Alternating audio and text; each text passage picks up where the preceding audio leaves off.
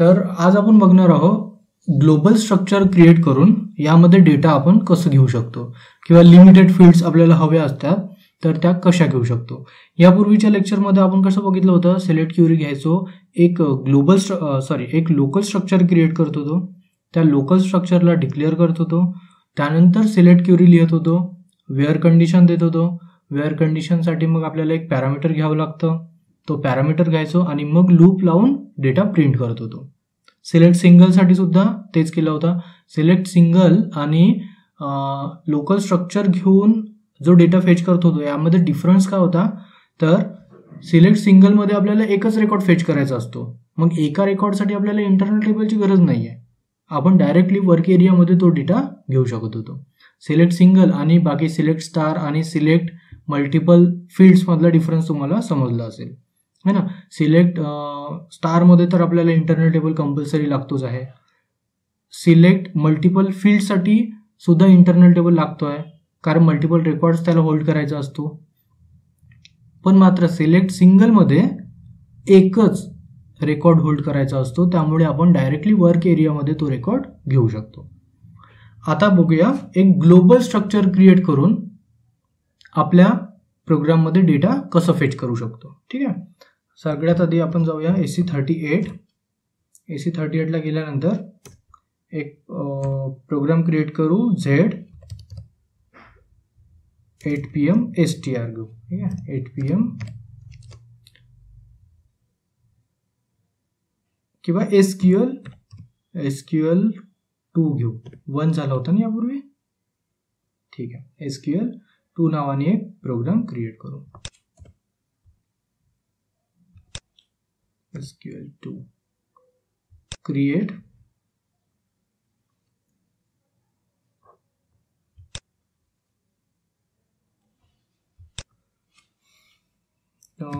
program for global structure.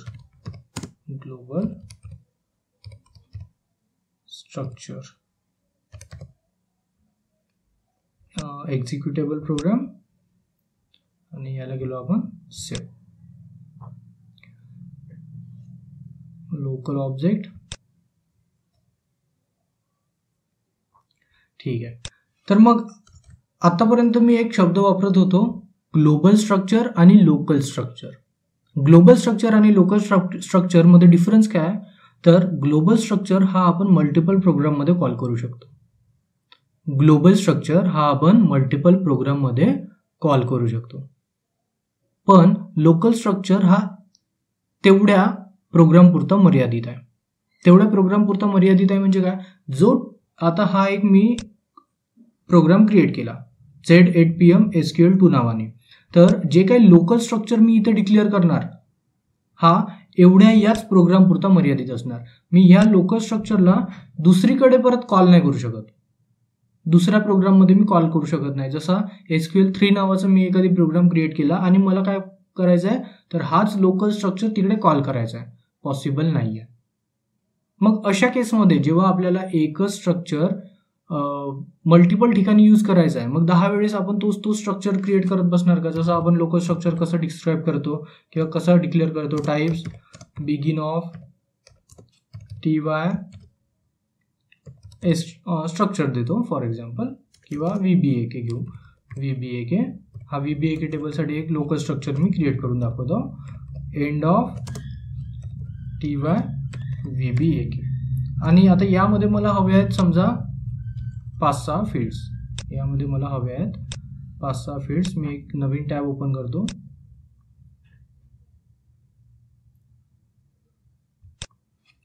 SC11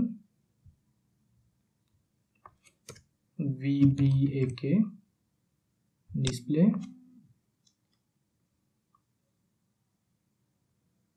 मी यातल्या एक 5-6 fields copy paste करतो.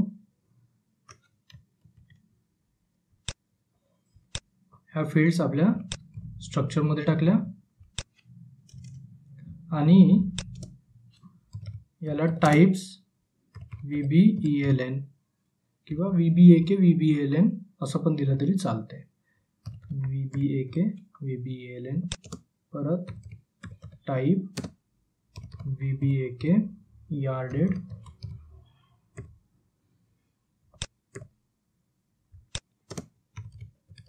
type VBAK ERZ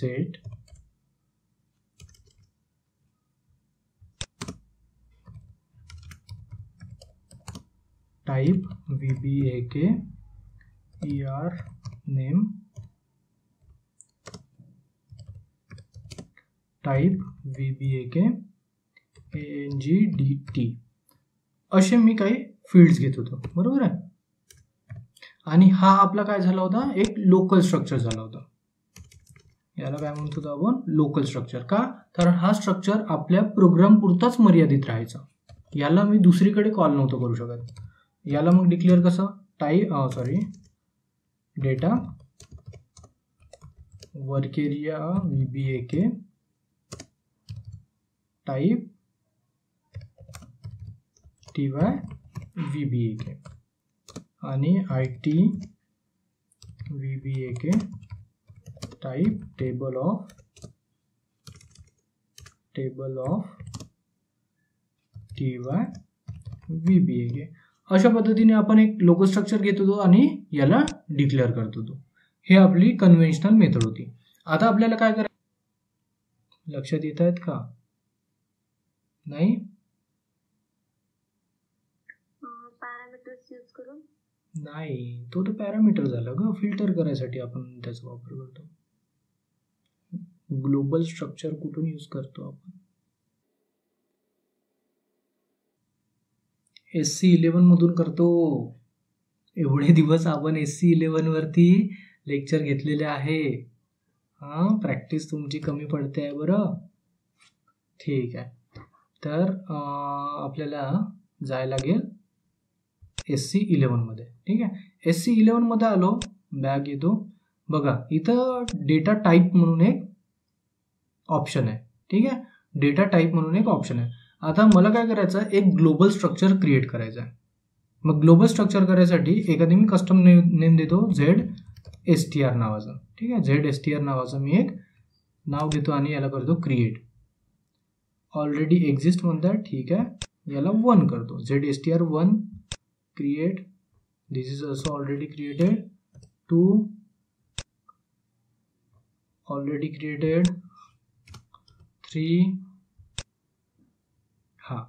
बघा 3च्या नावाने आपण आता एक स्ट्रक्चर क्रिएट करणार.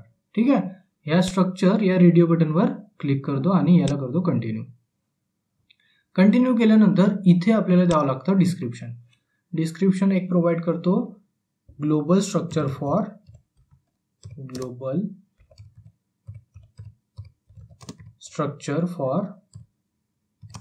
VBAK table. ठीक आहे, आता इथं कंपोनंट मध्ये आपल्याला टेबलच्या फील्ड्स घ्याव्या लागतील.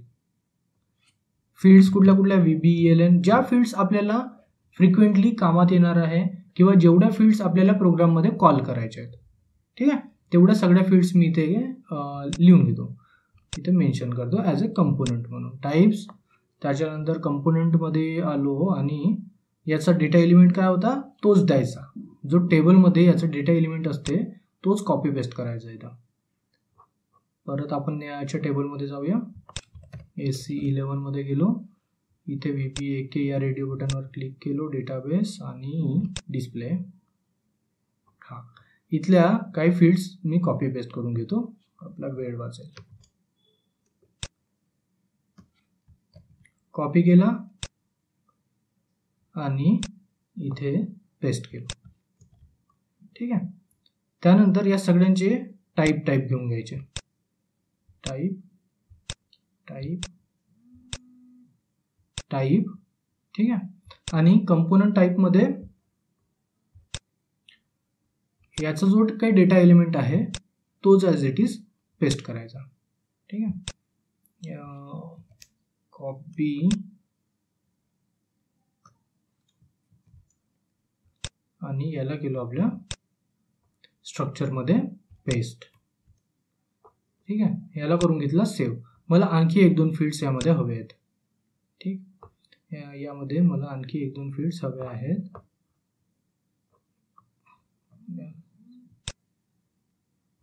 ठीक.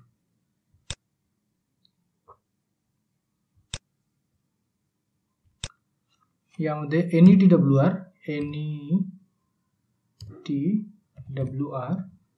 आणि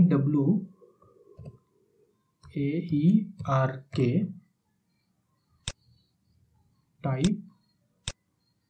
टाइप्स याचे डेटा एलिमेंट आहेत. मे बी तेच आहेत NETWR आणि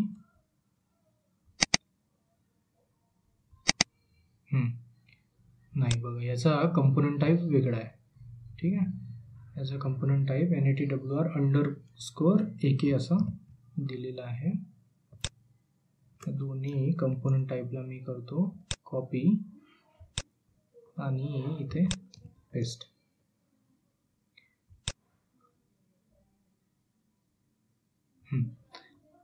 याला करतो एंटर. बघा, एंटर केल्याबरोबर याच्या जे काही डेटा एलिमेंटच्या व्हॅल्यूज आहेत ते इथं रिप्लिकेट झाले आहेत. आता याला करूया सेव्ह केल्यानंतर यामध्ये एक वॉर्निंग मेसेज येईल त्या एनहान्समेंट कॅटेगरीवाल्या. स्ट्रक्चर 3 अजून काय म्हणते आहे तर आपल्याला एक रेफरन्स टेबल आणि रेफरन्स फील्ड सुद्धा प्रोव्हाइड करावं लागेल. बरोबर, जसं आपण टेबलमध्ये क्रिएट करत होतो, जेव्हा एखादी करन्सी किंवा क्वांटिटीवाली फील्ड असते त्याला आपण काय करतो, रेफरन्स फील्ड नेम आणि रेफरन्स टेबल नेम प्रोव्हाइड करतो. तर तो सेम एरर इथं सुद्धा आलेला आहे. त्यानंतर एनहान्समेंट कॅटेगरी आपण तिथं सुद्धा देतो आणि इथे सुद्धा त्याच गोष्टी मिसिंग आहेत असं तो सांगतोय. मग करन्सी आणि क्वांटिटी फील्डमध्ये गेलो, इथे आलो, आपल्या टेबल नेम इथं जो स्ट्रक्चर आहे तोच प्रोव्हाइड केला तरी चालेल आणि फील्ड नेम WAERK कॉपी, याला पेस्ट. समजा इथं स्ट्रक्चर त्यांनी ऍक्सेप्ट नाही केलं ना तर काय करायचं, स्टँडर्ड टेबल देऊन द्यायचा. स्टँडर्ड टेबल कुठला आहे तर VBAK आहे. VBAK मधली मग ही फील्ड WAERK, तर रेफरन्स फील्डमध्ये दिलं तरी सुद्धा चालते. मग याला केला सेव्ह. आता बघूया एरर मेसेज गेले आहेत का. हां, एरर मेसेज गेलाय, फक्त एनहान्समेंट कॅटेगरीसाठी राहिलाय. मग याला सुद्धा आपण घालवू शकतो. एक्स्ट्राजमध्ये जाऊन enhancement category, continue, can be deep enhance आणि कॉपी. एवढं केल्यानंतर याला परत सेव्ह आणि ऍक्टिव्हेट करून घ्यायचा.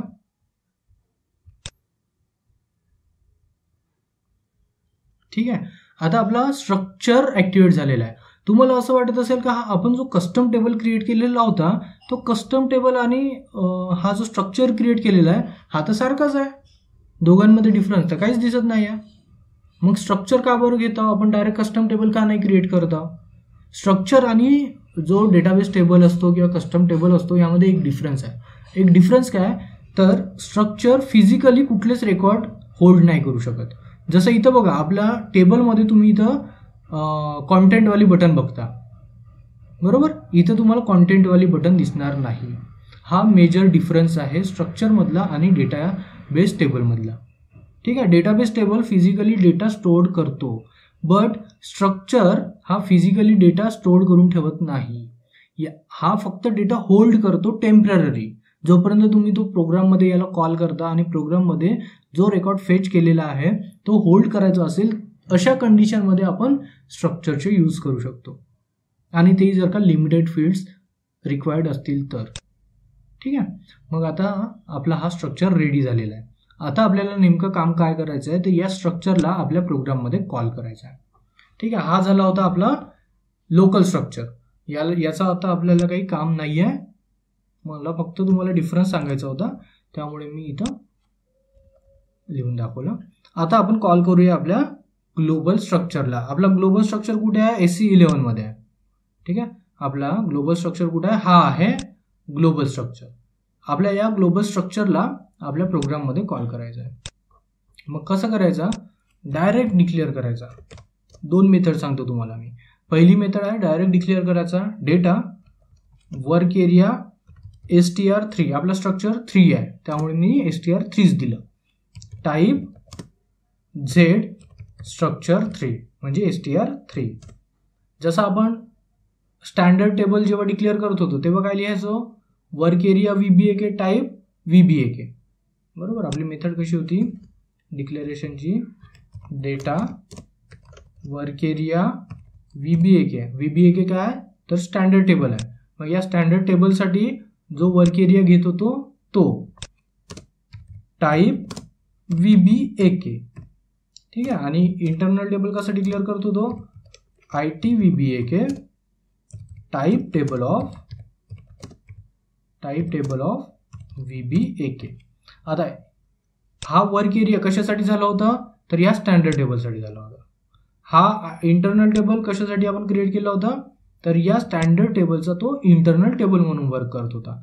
आता जेव्हा आपण work area str3 types str घेतो याचा अर्थ काय तर हा जो स्ट्रक्चर क्रिएट केलेला आहे या स्ट्रक्चरसाठी हा वर्क एरिया म्हणून काम करणार. आणि याचा एक इंटरनल टेबल घेऊन घेऊया.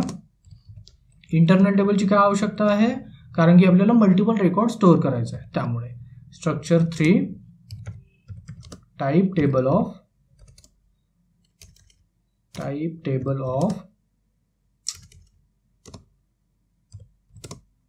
ZSTR3. याला आपण इथून डिलीट करू. ठीक आहे. मग हा झाला आपला डिक्लेरेशन पार्ट. हा डिक्लेरेशन आपण कशाला केला आहे तर आपल्या ग्लोबल स्ट्रक्चरला केलेला आहे. ठीक आहे. आपला हा जो ग्लोबल स्ट्रक्चर आहे या ग्लोबल स्ट्रक्चरला आपण डिक्लेअर केलेला आहे. बघा याला मी डबल क्लिक करतो तो तिथंच रिडायरेक्ट होणार. ZSTR3 ला डबल क्लिक केला बघा आला.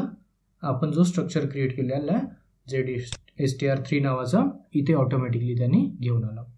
आता आपण जाऊया आपल्या प्रोग्राममध्ये परत. इथे आता सिलेक्ट क्वेरी लिहू. ठीक आहे. सिलेक्ट आपल्याला किती फील्ड्स हवे आहेत त्याच फील्डचं नाव इथं आपल्याला मेन्शन करावं लागेल. सिलेक्ट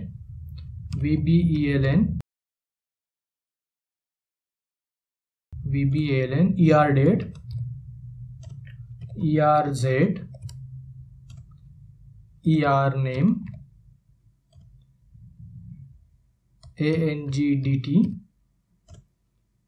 NETTWR आणि WAERK एवढ्या फील्ड्स आपण घेतल्या होत्या. 1 2 3 4 5 6 7 आपल्या स्ट्रक्चरमध्ये सुद्धा तेवढ्याच फील्ड असायला हवा. ठीक आहे. ह्याच्यापेक्षा जास्ती किंवा कमी चालणार नाही. 1 2 3 4 5 6 आणि 7. ठीक आहे. सिक्वेन्स सुद्धा सेम आहे. VBELN ER date ERZ नाही आपला सिक्वेन्स चुकला आहे. मी ERZ आधी घेतला आहे. Let me check. नाही बरोबर आहे.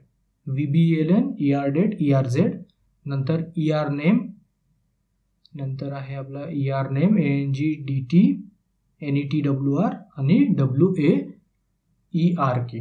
ठीक आहे. तर आपला सिक्वेन्स करेक्ट आहे.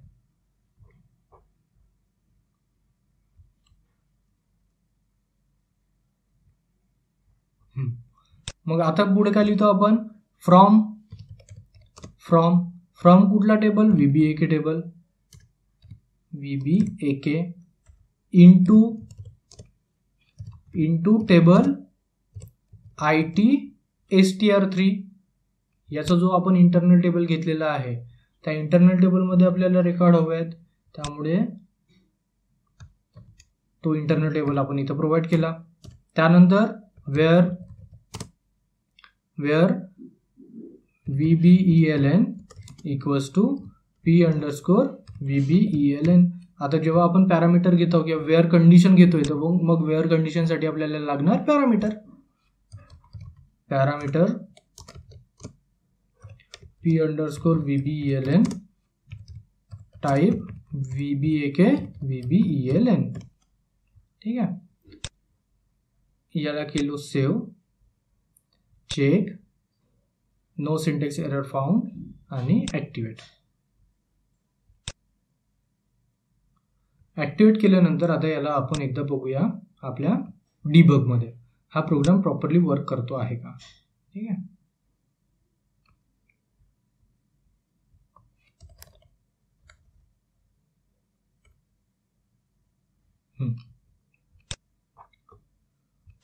परत एकदा सेव्ह आणि ॲक्टिवेट करावं लागेल. हा होल्ड करायसाठी आपल्याला इथं इफ कंडिशन लावून घ्यायला लागेल. If SY sub RC equals to 0 message data fetch successfully type S. हा ऑलवेज कॅपिटल एस असतो, त्यामुळे लक्षात ठेवा. जर काही इथं स्मॉल एस केले तर तो एरर देऊ शकतो. आणि एल्स मध्ये एक एरर मेसेज देऊन द्यायचा. समजा डेटा अवेलेबल नसला तर मला ते सुद्धा समजलं पाहिजे. Data not available type E.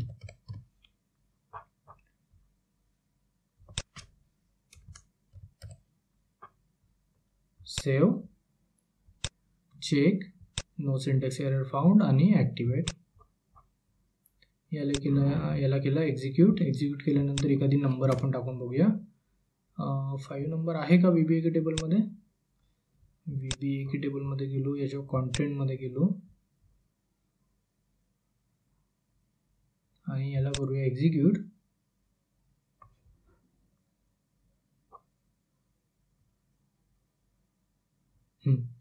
आहे 4 आहे, 22 आहे, 5 नंबर नाही आहे, 22 नंबर टाकूया आपण.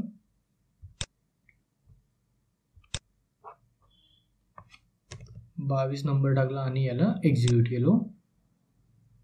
बघा डेटा फेच सक्सेसफुली. हा डेटा प्रिंट का बरं नाही झाला?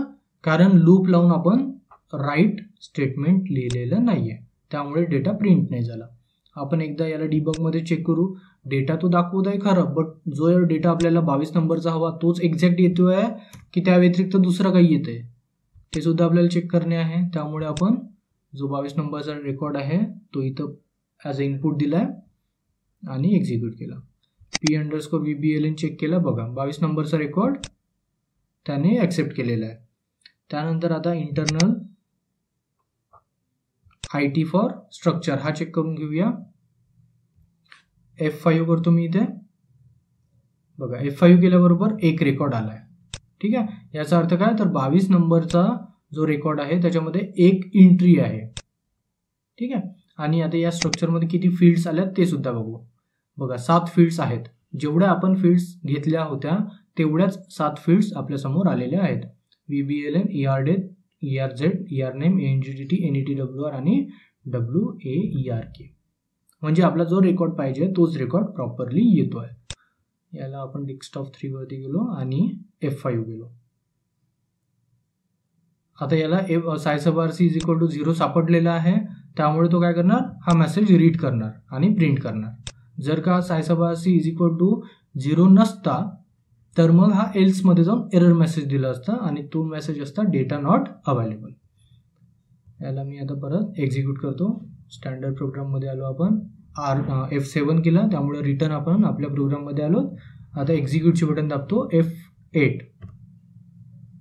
ठीक आहे, बघा डेटा फेच सक्सेसफुली. आता एखादी फेल केस बघूया 5 ची. ठीक आहे, 5 रेकॉर्ड आपल्याला दिसला नाही. मी याला एक्झिक्यूट करतो 5 रेकॉर्डला. परत आपल्या VBLN मध्ये आलो. P_VBLN मध्ये बघितलं. बघा त्यांनी 5 नंबरचा रेकॉर्ड घेतलेला आहे. आता याला करतो F5.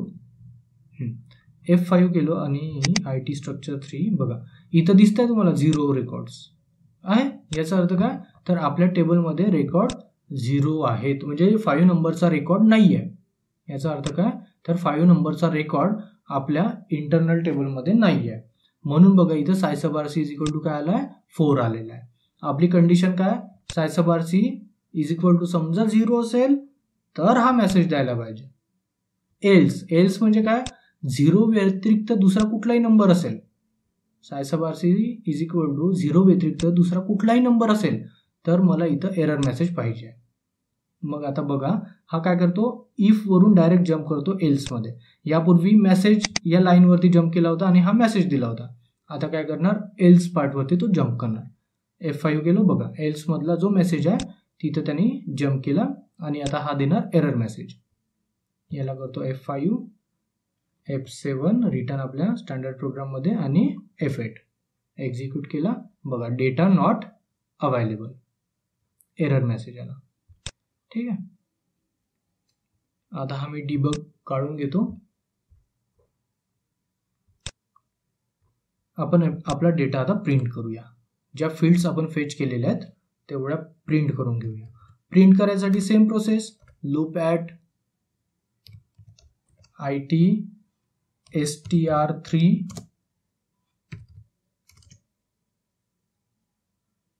Into work area str3. Write कसं लिहितो, राईट वर्क एरिया str3 मधली पहिली फील्ड. इथं सिक्वेन्स मागे पुढे झालं तरी पण चालेल, डेटा प्रिंट करताना मागे पुढे झालं तरी चालेल, पण मात्र स्ट्रक्चर क्रिएट करताना जो आपण स्ट्रक्चर क्रिएट केला होता स्टँडर्डमध्ये, हा ग्लोबल स्ट्रक्चर क्रिएट केलेला होता, हा सिक्वेन्स आपल्या टेबलच्या सिक्वेन्सनुसार असायला हवा. ठीक आहे. आपल्या जो टेबलच्या फील्ड्स आहेत आणि याचा जो सिक्वेन्स आहे या सिक्वेन्सनुसारच असायला हवा. ठीक आहे. बाकी डेटा प्रिंट करताना तुमचा सिक्वेन्स मागे पुढे झाला तरी पण चालणार. मग आता इथे येईल VBELN comma next field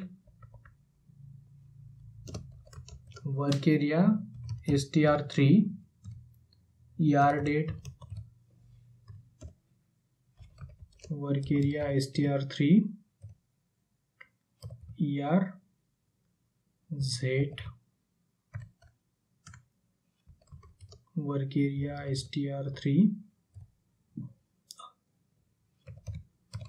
ER name work area str3 ANGDT work area str3 NETWR आणि शेवटची फील्ड आहे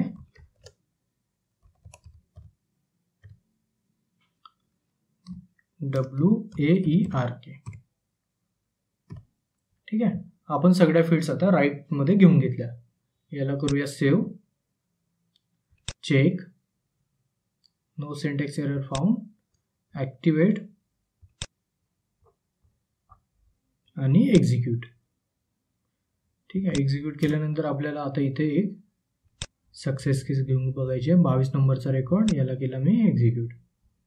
बघा आला 22 नंबरच्या जेवढा आपण 7 फील्ड्स घेतल्या होत्या तेवढ्याच 7 फील्ड आल्या.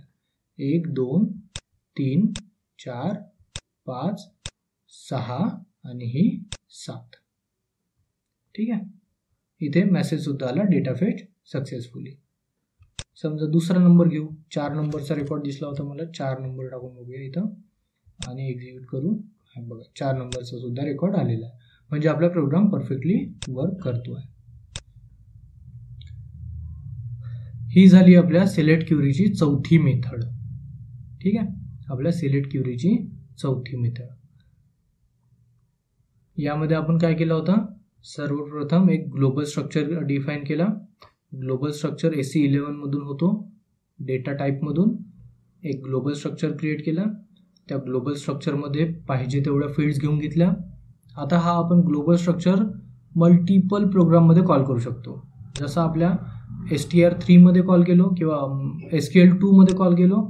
समजा मी SQL3 नावाचा एखादी प्रोग्राम क्रिएट केला किंवा एखादी रिपोर्ट क्रिएट केलो जे समोर आपण जिथं बघणार आहोत, किंवा जॉईंट कंडिशन मध्ये सुद्धा आपण या स्ट्रक्चरचा यूज करू शकतो. म्हणजे थ्रू आउट ABAP आपण कुठेही या स्ट्रक्चरला कॉल करू शकतो. हा झाला आपला ग्लोबल स्ट्रक्चर. ठीक आहे. मग आता परत एक 5वी मेथड घेऊया सिलेक्ट क्युरीची. ठीक आहे. 5वी मेथड घेऊया सिलेक्ट क्युरीची. आता वरचा प्रोग्राम मी याला कमेंट पास करतो.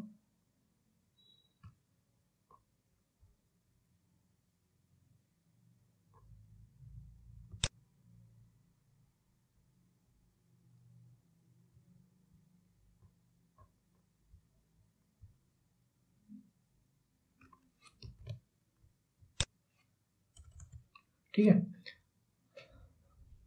आपण जो ग्लोबल स्ट्रक्चर क्रिएट केलेला आहे त्याला सुद्धा आपण ॲज अ लोकलमधून कॉल करू शकतो. लोकल एक स्ट्रक्चर घेऊन त्यामध्ये त्या स्ट्रक्चरला इन्क्लूड करून डेटा फेच करू शकतो.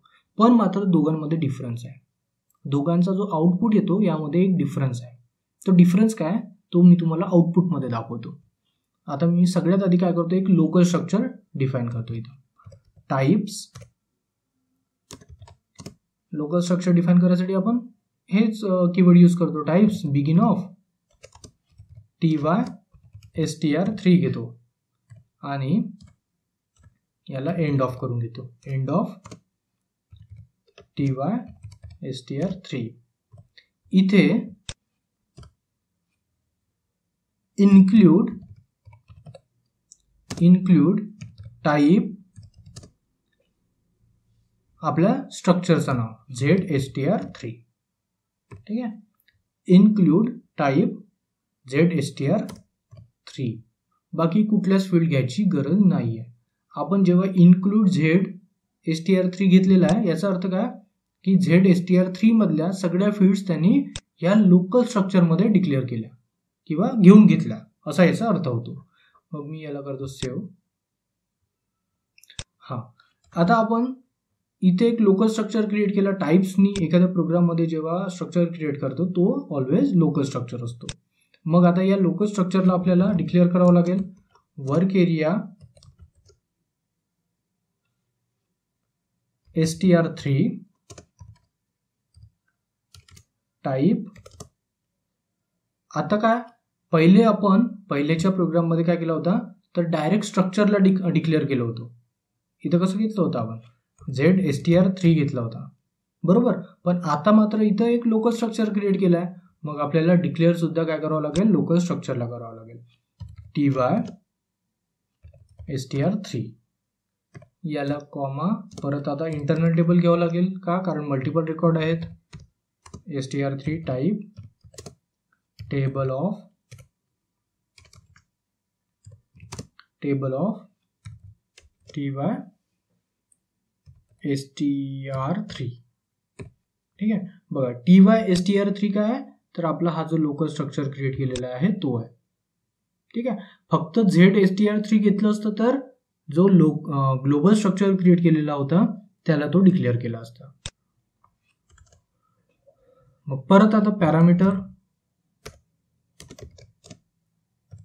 p_vbln type vbak vbln. Select query as usual. Select त्याच फील्ड्स ज्या आपल्या स्ट्रक्चरमध्ये आहेत. मग कुठल्या स्ट्रक्चरमध्ये आहेत ज्या जो ग्लोबल स्ट्रक्चर आपण क्रिएट केला या स्ट्रक्चरमध्ये ज्या फील्ड्स आहेत त्याच फील्ड्स आपल्याला इथं घ्यावं लागेल. vbln date z. तुम्ही ह्या फील्ड्स एका रांगेत सुद्धा घेऊ शकता बरं. बघा कसं म्हणतोय मी name z. आता मला एका खाली एक आवडतात म्हणजे पटकन नजर पडते त्यामुळे मी तसं एका खाली एक फील्ड्स घेतो. तुम्हाला वाटत असेल तर एका लाईनीमध्ये घेऊ शकता. ठीक आहे. काही फरक नाही पडत. date z name त्यानंतर angdt netwr आणि आहे wark. मग कुठून घेतो आपण from vbak into table it जो आपण इथं डिफाईन केला आहे डिक्लेअर केलेला आहे ZIT स्ट्रक्चर 3 ZSTR3 where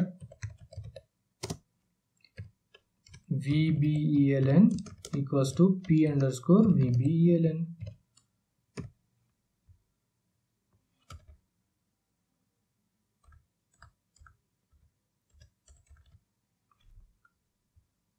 ठीक आहे. मग आता डेटा आपल्या प्रोग्राममध्ये येतोय की नाही ते चेक करायसाठी आपल्याला इफ सायसबारसी if psi sub rc equals to 0,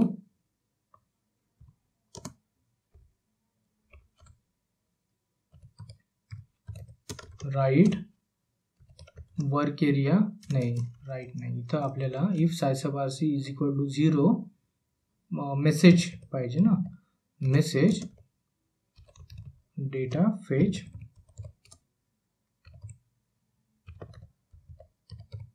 successfully, type S, else message data not found घेऊ आता, data not found, message type E. ठीक आहे, याला करूया सेव्ह, चेक, बघा नो सिंटॅक्स एरर फाउंड, आणि ॲक्टिवेट एक्झिक्यूट. ठीक आहे, एक्झिक्यूट केल्यानंतर आपल्याला माहिती आहे आपल्या टेबलमध्ये 4 नंबरचा रेकॉर्ड आहे, 22 नंबरचा रेकॉर्ड आहे. मी 22 नंबरचा रेकॉर्ड घेतो आणि एक्झिक्यूट करतो. बघा डेटा फेच सक्सेसफुली. ठीक आहे, डेटा फेच सक्सेसफुली. आता मी याच्या इंटरनल टेबलमध्ये जाऊन बघतो जो डेटा आपल्याला हवा आहे तोच डेटा येतो आहे का. मग कसा करतो, डिबगमध्ये लावतो, सिलेक्टला आपण लावतो डिबग आणि याला करतो एक्झिक्यूट. एक्झिक्यूट केल्यानंतर परत 22 नंबरच घेऊ, एक्झिक्यूट.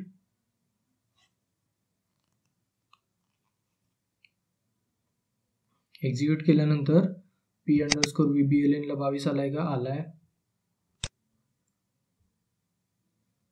ITstr3 मध्ये काय काय रेकॉर्ड आलाय, सध्या काहीच नाही आहे. आता मी करतो F5. बघा F5 केल्यावर एक रेकॉर्ड आलेला आहे. याचा अर्थ आपला 22 नंबरचा एक रेकॉर्ड आपल्या टेबलमध्ये अवेलेबल आहे. मग मी याच्यावर डबल क्लिक करतो. ठीक आहे, इन्क्लूड फ्लॅट नॉट. ठीक आहे, आणि याला करतो F5. F5 अगेन, हा स्टँडर्ड टेबलमध्ये गेला. F7 करतो, रिटर्न आलो आपण, आणि F8 करतो. ठीक आहे, F8 केल्यावर डेटा फेच सक्सेसफुली. आता मी काय करतो, याचा एक राईट सिंटॅक्स लिहितो. थोडासा तुम्हाला आता डिफरन्स दाखवायचा आहे मला. राईट, सॉरी लूप लावून घ्यावं लागेल ना आधी. Loop at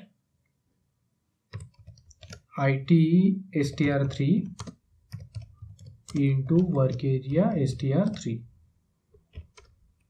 right work area str3 dash कुठल्या फील्ड्स, VBELN, त्यानंतर work area str3 ER date, त्यानंतर work area str3 ERZ, comma work area str3 ER name. मी सध्या एवढ्याच फील्ड्स घेतो आणि एवढ्याच फील्ड्स प्रिंट करण्याचा प्रयत्न करतो. ठीक आहे, एवढ्याच फील्ड्स प्रिंट करण्याचा प्रयत्न करतो. बघूया प्रिंट होतात का. याला गेला सेव्ह आणि याला करतो चेक. बघा बरं, इथं मी काय केलंय, स्ट्रक्चर 3 घेतलाय आणि या स्ट्रक्चरमध्ये ज्या फील्ड्स आहेत त्या फील्ड्स इथं प्रिंट करण्याचा प्रयत्न करतो, जसा पूर्वी आपण करत होतो. बघा इथे आपण डेटा प्रिंट करताना काय केलेला होता, इथे बघा same work area structure 3 dash VBELN work area structure 3 ER date ERZ अशा एक फील्ड्स घेतल्या आणि डेटा प्रिंट केला होता. तो सेम स्ट्रक्चर इथं घेतला आहे, वर्क एरिया str3 VBELN, आणि अशा फक्त 4च फील्ड्स घेतल्यात आणि मला प्रिंट करून बघायचं आहे रेकॉर्ड प्रिंट होतो आहे का. याला गेला सेव्ह. आता केला मी चेक. बघा एरर आले. ठीक आहे, एरर आले. काय एरर आहे, data object work area structure 3 does not have a component called VBELN. तो का म्हणतोय आहे की वर्क एरिया स्ट्रक्चर 3 मध्ये VBELN नावाचा कंपोनंट नाही आहे. VBELN नावाचा कंपोनंट नाही आहे. ER डेट नावाचा कंपोनंट नाही आहे. ERZ नावाचा कंपोनंट नाही आहे. हा तर तसंही स्पेलिंग मिस्टेक झालेला आहे. ERZ. ठीक आहे. त्यानंतर फोर्थ आहे ER नेम. सगळे कंपोनंट का म्हणतोय नाही आहेत. ठीक आहे, असं तो म्हणतोय. पण आपल्याला माहिती आहे की आपल्या ह्या स्ट्रक्चरमध्ये तर हे सगळे कंपोनंट आहेत, बरोबर, कारण हाच आपला ग्लोबल स्ट्रक्चर आहे. याच्यावर मी डबल क्लिक करतो, सेव्ह बिफोर एक्झिटिंग. ठीक आहे, बघा ER date VBELN, ER date, ERZ हे सगळे कंपोनंट इथं आहेत, बरोबर. मग तरी तो का बरं असं एरर मेसेज देतोय? मग असं एरर मेसेज जेव्हा येतो त्याला आपल्याला डिबग करून बघावं लागतं. ठीक आहे, मला माहिती आहे याचं कारण काय.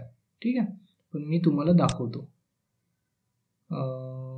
ठीक आहे, हा ॲक्टिवेट नाही आहे. मग याला आता सेव्ह करूया आणि कंपोनंट नाही आहे म्हटल्यावर याला आपण कमेंट पास करून घेऊ. आता करू सेव्ह आणि याला करू चेक. बघा आता तो एरर मेसेज दाखवत नाही आहे. ठीक आहे, फक्त मी राईट सिंटेक्सला कमेंट केला. आणि आता या लूपला आपण डिबगमध्ये बघूया प्रॉब्लेम काय येत आहे. कारण की यापूर्वी आपण डिबगमध्ये बघितला IT स्ट्रक्चर 3 मध्ये रेकॉर्ड येत होता, एक असा रेकॉर्ड दाखवत होता. याचा अर्थ इथपर्यंत आपला प्रोग्राम करेक्ट आहे. ठीक आहे, लूप लावून आणि आपण काय केला, चेक केला, नो सिंटेक्स एरर. याचा अर्थ काय, तर लूप सुद्धा करेक्ट आहे. म्हणजे प्रॉब्लेम कुठं आहे, तर आपल्या राईट सिंटेक्समध्ये प्रॉब्लेम आहे. ठीक आहे, तर मग मी आता याला करतो डिबग. ॲक्टिवेट करावं लागेल आधी. ऑलवेज लक्षात ठेवा, डिबग फक्त आणि फक्त ॲक्टिव्ह मोडमध्येच लागतो. ज्या वेळेस प्रोग्राम आपला ॲक्टिवेट होतो त्याच वेळेस डिबग लागतो. मग याला लावलो मी डिबग आणि केला एक्झिक्यूट केलं आणि इथे गेलो आपण 22 नंबर टाकला, याला गेला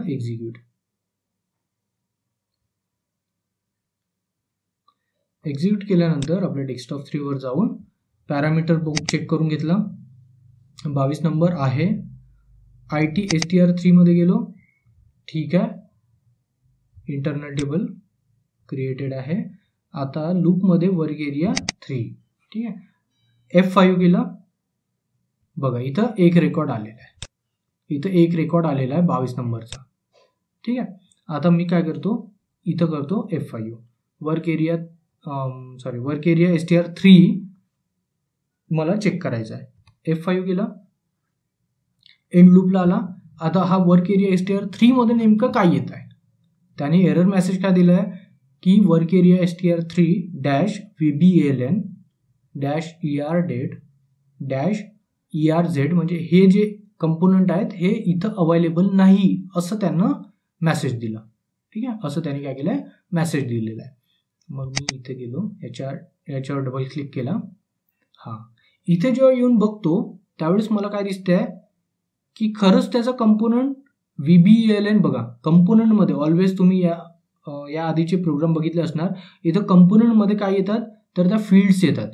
VBELN, ER date, ER name, ANGDT, NETWR, WAERK अशा एकाखाली एक फील्ड्स येतात, बरोबर आहे, वर्क एरियामध्ये किंवा इंटरनल टेबलमध्ये. पण इथं ॲज अ कंपोनंट काय आला आहे, इन्क्लूड आलेला आहे. ॲज अ कंपोनंट काय आलेला आहे, तर इन्क्लूड आलेला आहे. मग आपल्याला आता प्रिंट करताना याचा इन्क्लूड ॲज अ कंपोनंट घेऊन प्रिंट करावं लागेल. ठीक आहे, याच्या डेस्कटॉप 3 मध्ये गेलो आणि IT सुद्धा चेक करून घेतला. ठीक आहे, याच्यामध्ये दाखवत नाही आहे. ठीक आहे, स्टँडर्ड डेस्कटॉप 3 मध्ये आलो आणि इथून आता एक्झिक्यूट करून घेतलं. आता एवढं तर समजलं आपल्याला की जेव्हा आपण डिबगमध्ये बघितला तेव्हा या वर्क एरिया STR3चा कंपोनंट हा VBELN नाही दाखवत आहे, ER डेट नाही दाखवत आहे. त्यामुळे त्यांनी मला एरर मेसेज दिलेला आहे. मग आपल्याला कंपोनंट काय दाखवत आहे, तर इन्क्लूड दाखवत आहे. मग मी काय करणार, ह्याला करणार डिलीट. कंपोनंट एकच दाखवत आहे, बरं, कंपोनंट एकच दाखवत आहे आणि तो आहे include.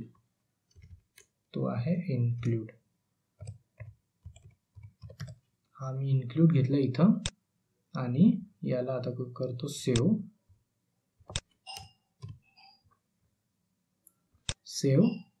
Check include cannot be converted to a character like value. ठीक आहे, हा कॅरेक्टर लाईक व्हॅल्यू म्हणतोय. तर एक काम करतो मी, NETWR आणि WAERK ह्या व्हॅल्यूज इथून घालवून बघतो, डिलीट करून बघतो. असं तर नाही व्हायला पाहिजे, कारण आपण सगळ्या व्हॅल्यूज कॉल करू शकतो.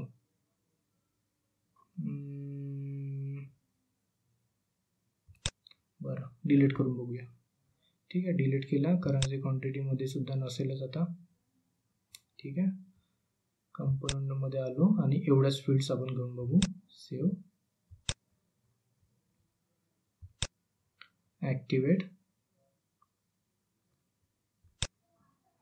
केल्यानंतर आपल्या प्रोग्राममध्ये आलो. इथून फील्ड्स कुठल्या, NETWR आणि WAERK या दोन फील्ड्स नको आहेत. आता करून बघू. Save, check.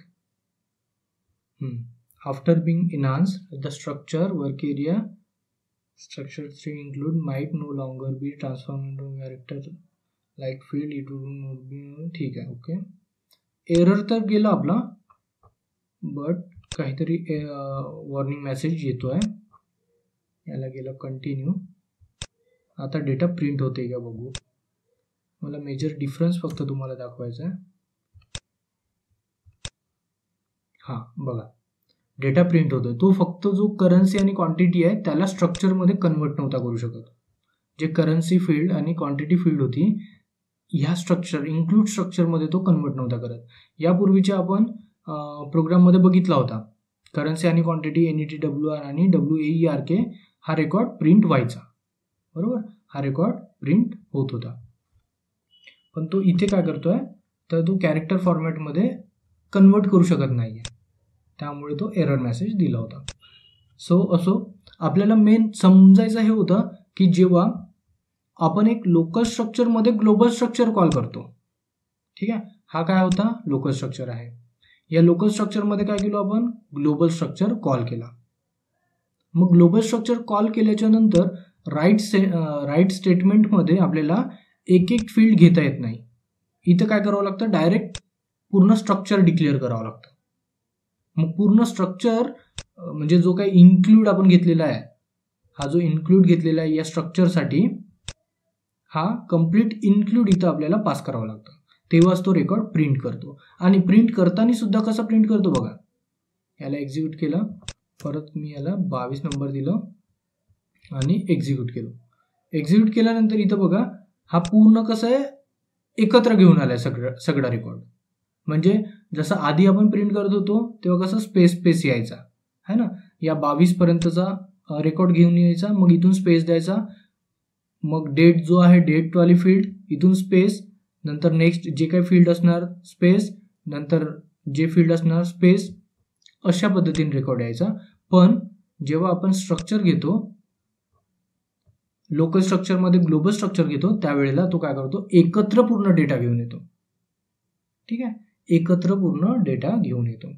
ह्याचं काम खूप कमी वेळेस पडतो तुम्हाला, खूप कमी वेळेस, कारण पूर्ण रेकॉर्ड एकत्र घेऊन यायची गरज नाही पडत ना. आपल्याला स्पेसमध्ये पाहिजे असते, नाहीतर डेटा समजणार कसं की कुठल्या फील्डचा कुठला रेकॉर्ड आहे. ह्याला जेव्हा बघतो आपण तेव्हा आपल्याला समजूनच येत नाही, बरोबर. इथे आपल्याला समजून येत नाही की कुठला रेकॉर्ड कशाचा आहे, कन्फ्यूज होणार रेकॉर्ड समजायसाठी. म्हणून आपल्याला बेटर वे या पद्धतीने कोड करावं लागतं.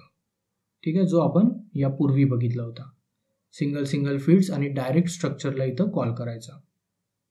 ठीक आहे, इथं सिंगल फील्ड्स घ्यायच्या आणि कुठे गेला, इथून आहे आपला प्रोग्राम. याची सुद्धा काही गरज नाही, याला मी करतो डिलीट.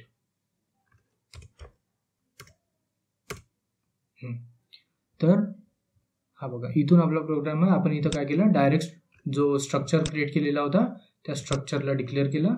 मग ज्या फील्ड्स आपल्याला हव्या आहेत त्या सगळ्या फील्ड्स इथं पास केल्या. त्यानंतर from VBAK into table STR3 आणि वेअर कंडिशन. मग डेटा प्रिंट केलो, डेटा प्रिंट करायसाठी आपण याचा वापर केला. लूप लावलं IT str3 into work area str3 आणि मग ज्या फील्ड्स आपल्याला प्रिंट करायच्या त्या इथं आपण मेन्शन केल्या. हे फक्त व्हॅलिडेशनसाठी लावलेलं आहे की साय सब RC 0 येत असेल तरच मला हा डेटा प्रिंट करून पाहिजे किंवा सक्सेसचा मेसेज आलेला पाहिजे. ठीक आहे, मयुरी समजलं? इन्क्लूड का यूज केलं मला फक्त तुम्हाला डिफरन्स दाखवायचा होता. पहिले तर एक गोष्ट समजून घ्या की तुम्हाला याचा वापर खूप कमी वेळेस करावा लागू शकते. कधी? ज्या वेळेला आपल्याला आउटपुटमध्ये बघा, याला मी काय करतो, एक्झिक्यूट करतो. अरे आपला काहीतरी चेंजेस केलं वाटते. तो डिलीट केलं कमेंटेड सेक्शन. तर याला परत एकदा ॲक्टिवेट केला आणि एक्झिक्यूट केलो. एक्झिक्यूट केल्यानंतर एक नंबर आपण पास केला आणि याला एक्झिक्यूट केला. इथं बघा हा सगळा रेकॉर्ड कसा आलाय, एका लाईनीमध्ये सगळं जुडून आलेलं आहे. बरोबर, एका लाईनीमध्ये सगळं जुडून आलेलं आहे. का? कारण आपण इथं सिंगल फील्ड प्रिंट नाही करू शकत. इथं बघा राईटमध्ये आपण सिंगल फील्ड प्रिंट नाही करू शकत. इथं डायरेक्ट आपल्याला या इन्क्लूडला पास करावं लागतं. हा जो इन्क्लूड आहे याला पास करावं लागतं. त्यामुळे तो काय होते, सगळा रेकॉर्ड एकत्र घेऊन येतो. पण आपल्याला रेकॉर्ड कधी एकत्र लागणार आहे का? नाही. आपल्याला समजलं पाहिजे ना की कुठला रेकॉर्ड कुठल्या फील्डचा आहे. बरोबर, जसं इथं आपल्याला समजतो. आता मी काय करतो, हा प्रोग्राम करतो कमेंट आणि वरचा अनकमेंट करून एक्झिक्यूट करतो. ह्याचा आउटपुट तुम्हाला आता समजलं असणार, एका लाईनीत आलेला तुम्हाला दिसला. याला मी करतो कमेंट आणि तो वरचा प्रोग्राम अनकमेंट करतो.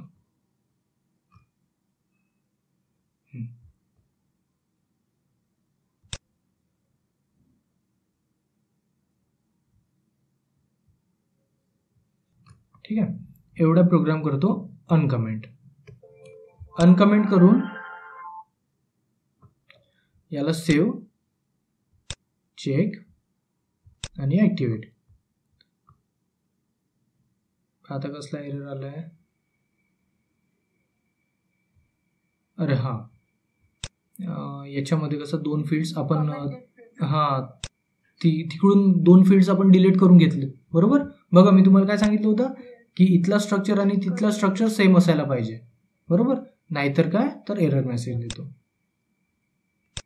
चला त्या दोन फील्ड्स परत आपण इथं ऍड करून घेऊ. NETWR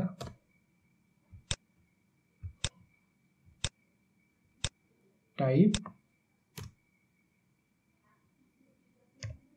NETWR त्यानंतर WAERK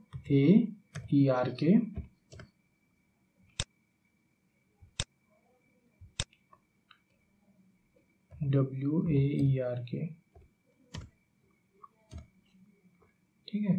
परत करन्सी क्वांटिटी फील्डमध्ये जाऊन आपल्याला रेफरन्स टेबल आणि रेफरन्स फील्ड नेम प्रोव्हाइड करावं लागतं. स्ट्रक्चरलाच आपण पास करू आणि फील्ड कॉपी पेस्ट.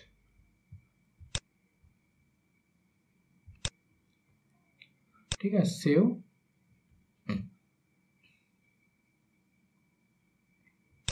आणि ॲक्टिवेट. एनहान्समेंट कॅटेगरीसाठी वॉर्निंग मेसेज येऊ शकतात, बट ठीक आहे, नाही आले. ठीक आहे. आता आपला स्ट्रक्चर तिथं क्रिएट झालेला आहे. याला ॲक्टिवेट आणि एक्झिक्यूट. ठीक आहे, एक्झिक्यूट केलो आणि इथं याला एक नंबर पास केला आणि एक्झिक्यूट केला. बघा इथं कसा रेकॉर्ड सगळे सुटसुटीत आलेत. 22 नंबर वेगळा दिसतोय, दुसरी फील्ड वेगळी दिसते, तिसरी फील्ड वेगळी दिसते. बरोबर, सगळ्या फील्ड्स कशा सुटसुटीत आहेत आणि मला प्रत्येक फील्डचा डेटा सेपरेट होऊन दिसतोय. पण त्याच्या आउटपुटमध्ये आपण बघितला, त्याच्या आउटपुटमध्ये काय तर सगळा रेकॉर्ड एकत्र यायचा. बरोबर, हा जो सेकंड प्रोग्राम आपण इन्क्लूडमध्ये घेतला होता, हा वाला इन्क्लूडवाला जो प्रोग्राम आहे यामध्ये कसा होत होता, सगळा रेकॉर्ड एकत्र यायचा. ठीक आहे. तर हा मेजर डिफरन्स होता या दोघांमधला. आय होप तुम्हाला समजलं असणार. काय म्हटले? सेकंड प्रोग्राम मध्ये जे डेटामध्ये आपण वर्क एरिया स्ट्रक्चर 3 घेतलंय ते वर्क एरिया स्ट्रक्चर 3 चा आहे. अँड देन जो इंटरनल टेबल घेतलाय तो इंटरनल टेबल मग ग्लोबल स्ट्रक्चर साठी घेतलाय तर लोकल स्ट्रक्चर साठी. हा आपला जो डिक्लेरेशन आहे, हा इथला जो डिक्लेरेशन आहे वर्क एरिया स्ट्रक्चर 3 हा आहे आपल्या लोकल स्ट्रक्चरसाठी. बघा ना इथं याचं टाईप काय, टाईप आहे TY-STR3. बघा आहे TY-STR3 काय आहे, लोकल स्ट्रक्चर आहे. या लोकल स्ट्रक्चरमध्ये आपण काय केलं, ग्लोबल स्ट्रक्चर डिक्लेअर केला. बरोबर. हा जो TY-STR3 नावाचा लोकल स्ट्रक्चर आहे, या लोकल स्ट्रक्चरच्या मध्ये आपण इन्क्लूड घेऊन ग्लोबल स्ट्रक्चर डिक्लेअर केला आणि त्या लोकल स्ट्रक्चरला या स्ट्रक्चरच्या बाहेर डिक्लेअर केला. आणि मग वर्क एरिया इंटरनल टेबल जो घेतलाय आपण तो मग तो सुद्धा लोकल स्ट्रक्चरसाठीच असणार ना,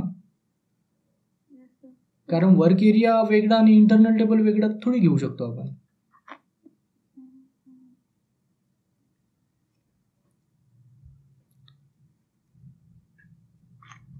ठीक आहे, समजलं?